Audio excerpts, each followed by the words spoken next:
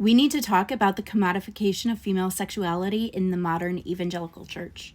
We are supposed to be the objects of our husband's lust and the fulfillment of his sexual pleasure while being completely uninterested in our own sexuality and sexual pleasure. We are supposed to be there to be the receptacle of his essence, but also not too sexual ourselves, or we have a Jezebel spirit. We aren't supposed to be worried about whether we're having as many orgasms as he is, because it's not about equality. It's about loving him sacrificially and making sure that he has enough orgasms. Otherwise, he might cheat or use pornography. Never mind that evangelical men are having orgasms at almost a 2-to-1 ratio to evangelical women. If sex is painful, we are supposed to just spread our legs and think of England because he needs it. I don't see any of this in Song of Solomon, though. What I see in Song of Solomon and anywhere else in the Bible where sexual pleasure is mentioned, it's a mutually pleasurable relationship. The woman's orgasm and her pleasure and her enjoyment and her sexuality is just as important as the man's. Did you know that in Song of Solomon, the Shulamite woman actually instigated sex with Solomon because her sexuality was just as valued as his?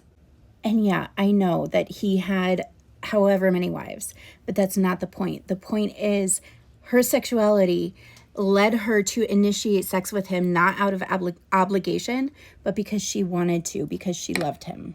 I do not exist for my husband's consumption or use or to just be a receptacle for him.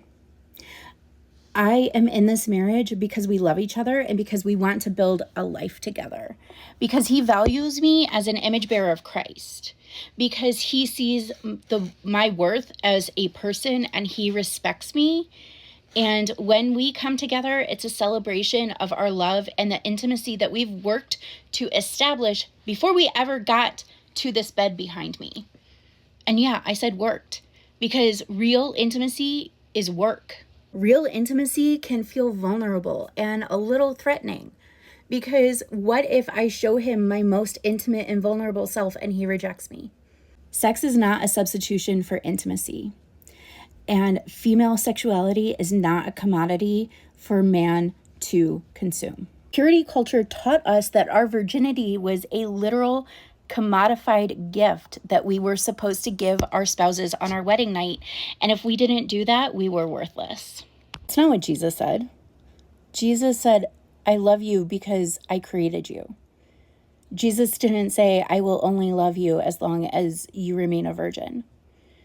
Virginity isn't about keeping a set of rules so that we can turn it into a gift for someone.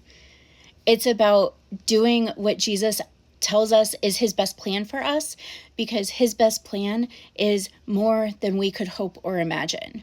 It's for our protection and our blessing, not our husband's use. The church needs to do better.